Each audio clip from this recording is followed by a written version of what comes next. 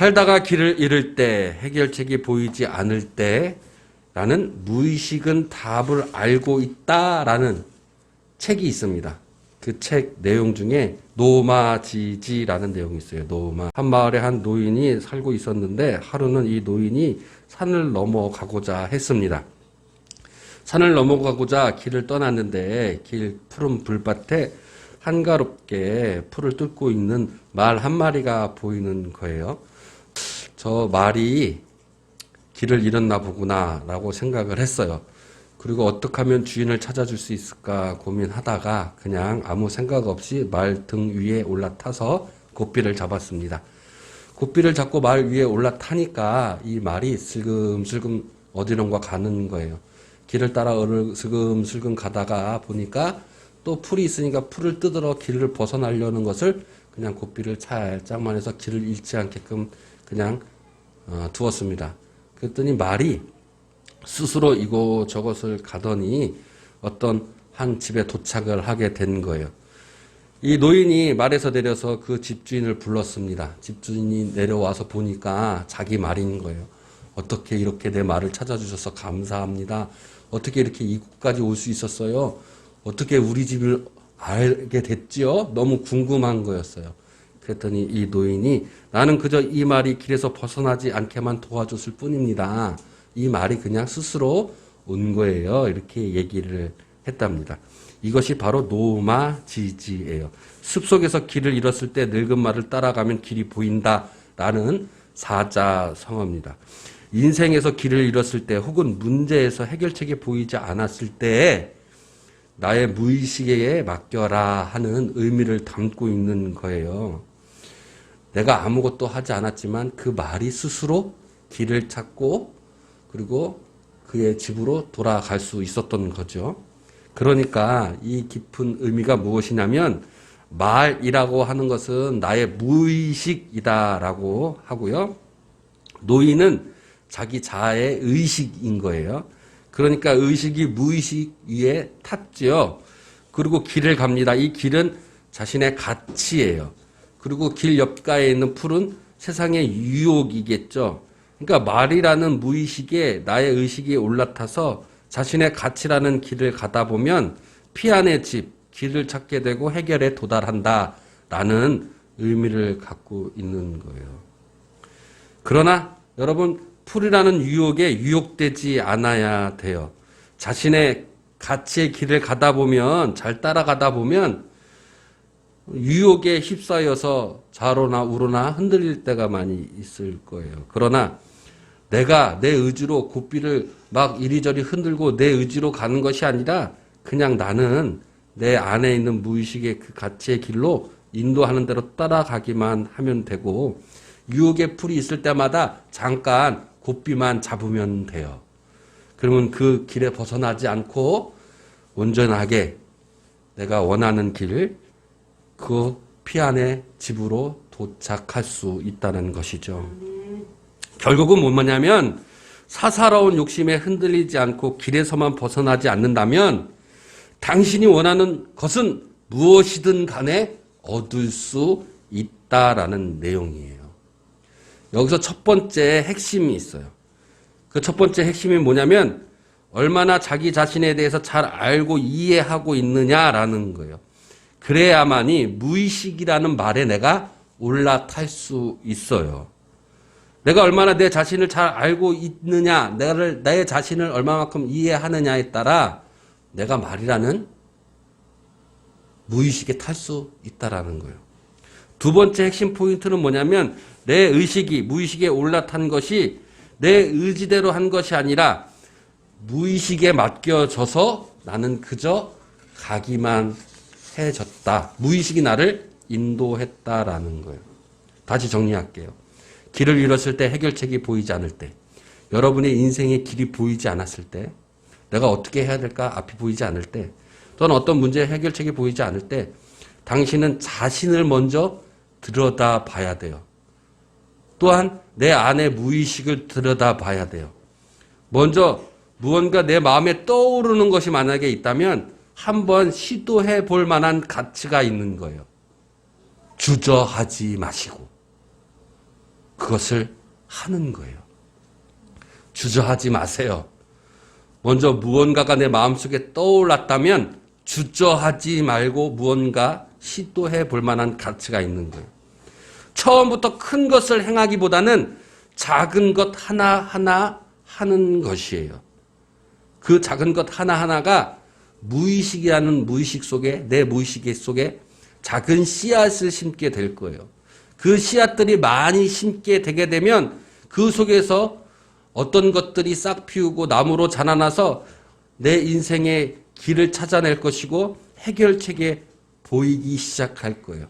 그 길을 따라가면 피안의 집에 도착하게 될 겁니다. 구원의 집에 도착하게 될 거예요. 저 천국의 길에 도착하게 될 거예요. 하나님이 오늘 우리에게 이 말씀을 하고 계십니다. 인생의 길이 보이지 않을 때, 해결책이 보이지 않을 때 하나님이라는 말 위에 여러분이 타세요. 하나님이라는 말 위에 여러분이 업히세요. 하나님에게 업히세요. 주저하지 마시고.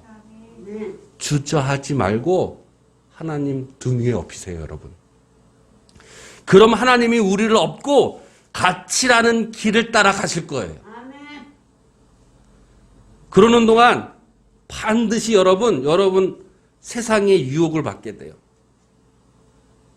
그때 또 주저하지 말고 내 의식, 내 행동, 내 선한 행동으로 고삐를 잡으세요. 그 유혹에 고삐를 잡지 않으면 그 유혹에 빠져버리고 죄에 빠져버리는 거예요.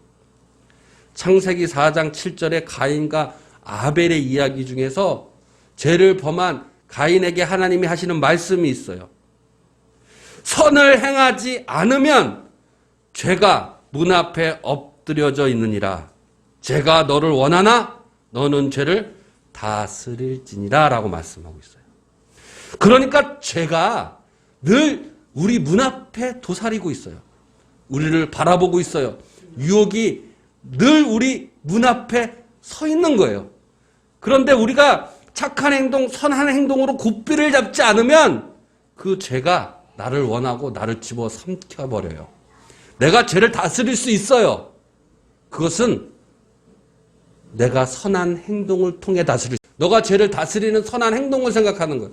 죄를 지었을 때는 하나님께서 십자가의 피로 우리를 대속하여 주셨기 때문에 국률에 우리를 용서함을 받는 거예요.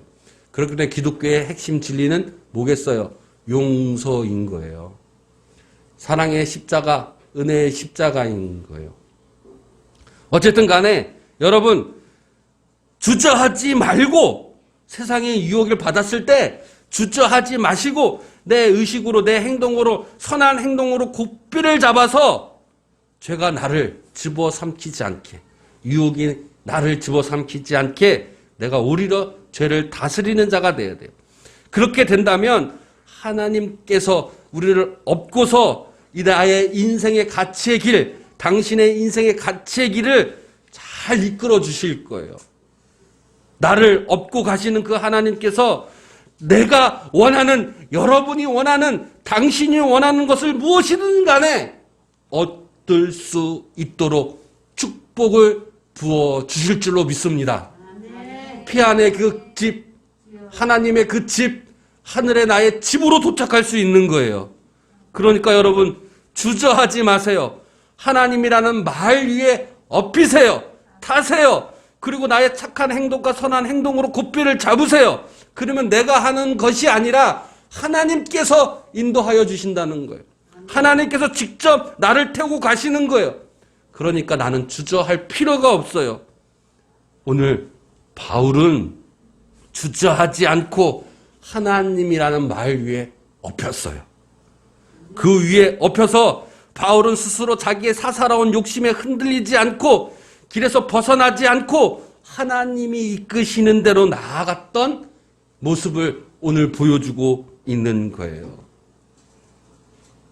그래서 첫 번째, 주저하지 않고 하나님이 그 말 위에 내가 업히고 타기 위해서는 아까 전에도 말씀드렸듯이 첫 번째, 내 자신에 대해서 내가 잘 알아야 돼요.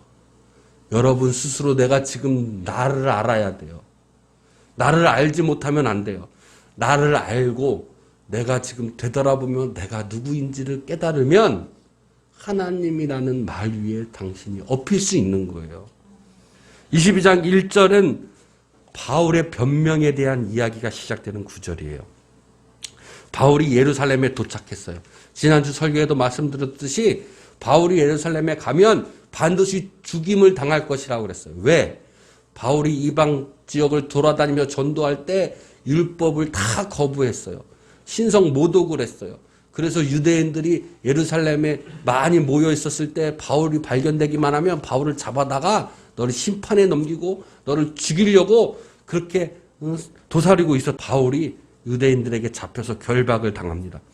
유대인을 향해서 변론하는 이야기인 거예요. 이때 바울의 심정은 어땠을까요? 이 변론을 이야기하면서 아마 바울의 심정은 답답한 마음, 아주 억울한 마음도 있었을 것이고, 앞으로 어떻게 해야 되나, 길이 보이지 않았을 것이고, 어떻게 하면 될 것인가 해결책도 보이지 않았을 수도 있어요. 그러나 그 순간, 자신의 변명을 하는 순간, 그냥 일반 변명이 아니라 그 이야기 속에서 내가 하나님 앞에서 일했던 모든 나의 삶, 내가 태어났을 때부터 지금까지 나의 삶, 내 자신을 돌아보는 마음이 있었을 거예요. 그러면서 내 자신에 대해서 내가 스스로 이해하려는 마음이 거기에 있었던 거겠죠. 자신의 인생을 다시 한번 정리하는 마음이었던 거예요. 그렇기 때문에 하나님을 볼 수 있었던 거예요. 그렇기 때문에 바울이 하나님이란 말에 등에 엎일 수 있었던 거예요. 그래서인지 몰라도 여러분, 첫 번째 자신에 대해서 인생의 이야기하면서 다소부터 태어났을 때부터 이야기를 바울이 하기 시작합니다. 바울은 다소라는 지역에서 태어났어요. 그리고 유대인 바리새인으로 성장했어요. 자, 유대인 바리새인으로 성장했다는 얘기는 뭐냐면 명문 집안에서 태어나서 정통적으로 엘리트 코스를 밟았다라는 거예요. 그러니까 출신 성분도 어디 저기 노예나 하층민이 아니라 상층류였어요. 그리고 엘리트 코스를 계속 밟으면서 성장했어요.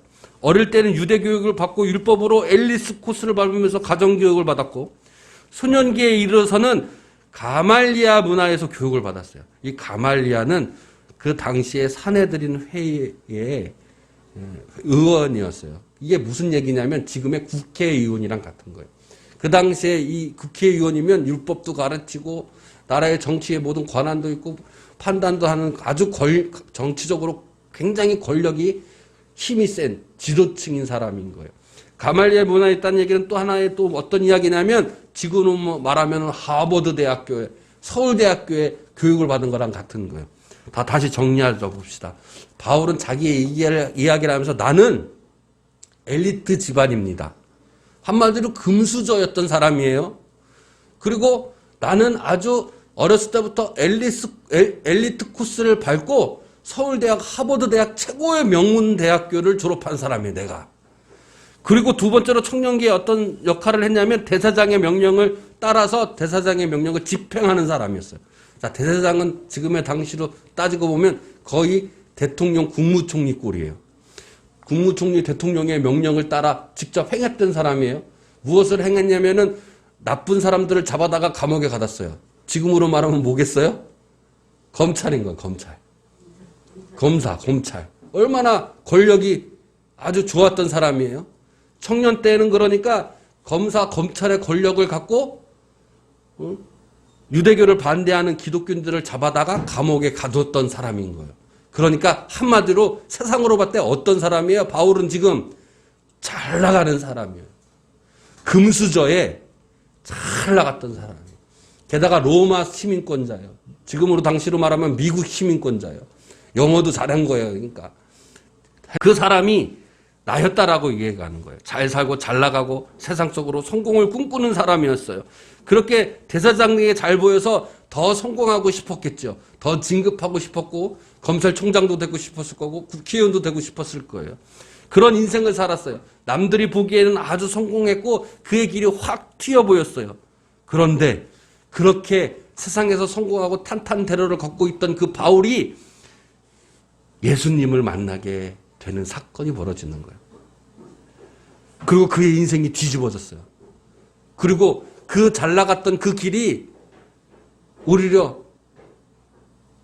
내 길이 이 길이 아니라는 길 잃어버림을 느끼게 된 거예요. 방황하게 된 거예요. 문제 해결점이 보이지 않게 되는 거예요. 그래서 바울이 오늘 성경 말씀에 예수님을 만나고 나서 첫 질문이 한 게 있어요. 그 예수님께 한 질문이 뭐냐면, 주님, 내가 무엇을 해야 합니까? 라는 질문인 거예요. 이 질문이 뭐겠어요? 내가 여태까지 잘 살아왔고 그 길로 쭉 해서 내가 그 길을 해야 됐다고 생각했지만 예수님을 만나고 나서 이후부터 세상의 일이 아니라 이제는 정말 하늘의 일, 축복의 일, 영혼 구원의 일, 정말 피안으로 가는 일, 그 일이 너의 의지와 너의 생각과 너의 사회의 성공과 너의 부귀의 명예에 있는 것이 아니라는 것을 느꼈을 때 이 바울은 갈 길을 모르고 갈 길을 헤매고 길을 잃어버린 사람처럼, 그래서 무엇인가를 할 줄 모르는 심정으로 주님께 물어봤던 거예요. 주님, 무엇을 해야 합니까? 청년 바울은 세상 사람처럼 살았어요. 사회적으로 명성을 얻고 성공하고 권력을 갖고 싶었고 명문 집안에서 그렇게 컸던 그가 갑자기 그러니까 잃어버린 양처럼 된 거예요. 자신이 그렇게 느꼈던 거예요. 목자 없는 양처럼 느꼈던 거예요. 영혼 구원이 없는 사람으로 느꼈던 거예요. 어리석은 자처럼 느꼈던 거예요. 자기가 추구한 것이 영원한 하늘나라가 아니라는 것을 느꼈던 거예요. 그 길을 가기 위해서 어떻게 가야 될지 아무것도 몰랐던 거예요. 그래서 나는 아무것도 모르는 주님, 무엇을 해야 합니까? 라는 질문을 한 거였죠. 그러고 나서 예수님께서는 유대인의 경건한 아다니아를 찾아가라. 그 사람이 모든 것을 이야기해 줄 것이라고 이야기합니다. 그를 찾아가서 바울은 드디어 자기 인생을 되돌아보게 되고 자기가 추구한 인생, 자기가 헛된 인생을 살아갔다는 것을 알게 되면서 드디어 새로운 눈이 띄기 시작하는 거예요. 그 새로운 눈이 띄고 나서 첫 번째 그 모습의 말씀이 바로 22장 14절의 말씀이에요. 여러분은 하나님께서 저 천국 하늘의 나라의 백성으로 삼기 위해서 먼저 택하신 사람들이에요. 아멘. 여러분 택함을 입은 사람들이에요. 아멘. 주저하지 말고 하나님 앞으로 나아가서 하나님께 예배하는 자, 주저하지 말고 하나님 등 위에 업힌 자는 하나님께서 택하신 자라는 거예요. 그리고 그 사람은 첫 번째 하나님의 뜻을 알게 하셨어요. 그리고 의인을 보게 하셨어요. 그의 입에서 나오는 음성을 듣게 하셨어요. 자, 첫 번째 우리를 택하신, 그리고 두 번째 그 뜻을 알게 하신 것은 하나님이라는 말에 내가 타는 거예요. 그것이 뭐냐면 말씀으로 우리를 인도해서 말씀으로 우리가 하나님과 함께 업힘을 입히는 거예요. 자, 그것을 요한복음 17장 3절에 이렇게 말씀하고 계시죠. 영혼 구원, 즉 영생은 살아계신 하나님과 그가 보내신 예수 그리스도를 아는 것이라 했어요. 그러니까 하나님의 뜻을 아는 것은 곧 영생인 거예요. 하나님이라는 말에 내가 업히는 거예요. 그 뜻을 알게 하심으로 우리는 죽음에서 방황하지 않고 길 잃어버린 내 인생길에서 하늘의 구원길, 축복의 구원길, 영혼 구원의 구원길을 인도하시는 첫걸음이 시작되는 거예요. 내가 하나님 앞에 업히는 거예요. 그리고 의인을 보게 하셨어요. 자, 이 의인을 보게 하신다는 건 뭐냐면 우리는 하나님 앞에 다 죄인이에요. 이 죄인인 우리가 의인이 되었다라는 거예요. 하나님의 등에 업히는 순간 예수 그리스도의 피로 말미암아 그 믿음을 통하여 죄인인 우리가 의인이 된 거예요. 그러니까 내가 나 자신을 알려면 내가 죄인이라는 것을 알아야 되는 거예요. 내가 죄인이라는 것을 고백했을 때 하나님께서 우리를 업어주셔서 너는 이제 죄인이 아니라 의인이라 선포해 주시는 거예요. 그리고 하나님 입에 나오시는 그 음성을 듣게 하세요. 어디를 통해서? 교회를 통해서, 교회 예배를 통해서, 기도를 통해서 하나님 입에서 나오는 음성을 듣게 하시는 거예요. 그렇게 하나님 등 엎였을 때 여러분의 삶의 가치의 길을 따라 여러분이 원하는 무엇이든 간에 주님께서 이루어 주실 줄로 믿습니다. 그래서 마지막 구절 15절에 보니까 주저하지 말라라고 했어요. 왜 주저하느냐? 주저하지 말아요. 우리는 주저할 것이 없어요. 주저함 없이 주님 앞에 나가야 돼요. 주저함 없이 하나님의 말이라는 등에 엎혀야 돼요. 주저함 없이 내 자신을 되돌아봐야 돼요. 그럴 때 주님께서 우리를 끝까지 인도해 주실 거예요. 우리는 일어나 주님 앞에 예배해야 돼요. 그 잃어버렸을 때, 해결책이 보이지 않았을 때 하나님이란 말에 우리가 엎혀서 우리의 길을 보이지 않는 그 길을 하나님의 성령의 능력으로 인도해 주시는 거예요. 그 갓의 길을 가는 거예요. 그러면 저 천국의 피안의 길로, 저 천국의 하나님의 집으로 우리가 살 곳을 마련해 주시는 거예요. 세상에 그리스도인으로 산다는 것, 바로 이런 삶인 거예요.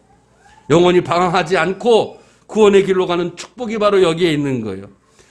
그러면 우리의 인생길도, 세상의 길도 보이게 돼요. 문제가 해결돼요. 하나님께 맡기기만 하면, 하나님 앞에 하나님 말이라는 등 위에 타기만 하면 모든 길들이 보이는 거예요. 왜냐? 주님이 가시기 때문에. 내가 가는 것이 아니라 주님이 가시기 때문에. 그러니까 우리는 주저하지 말고 주님의 이름을 불러야 돼요. 주님의 이름을 부르고 세례를 받고 우리의 죄 씻음을 받아 주님의 등 위에 엎이시길 바랍니다. 주저하지 말고 내 마음속에 울리는 하나님의 음성을 들으시길 바랍니다. 내 마음속에 분명히 울림이 있을 거예요. 그게 큰 일이 아니라 작은 일이라도 하나하나 실천했을 때 그것이 하나님 나라의 축복의 씨앗이 심겨지는 거예요. 그 씨앗이 자라서 축복의 열매가 반드시 맺혀지길 원합니다. 여러분, 하나님 등 위에 엎이셔서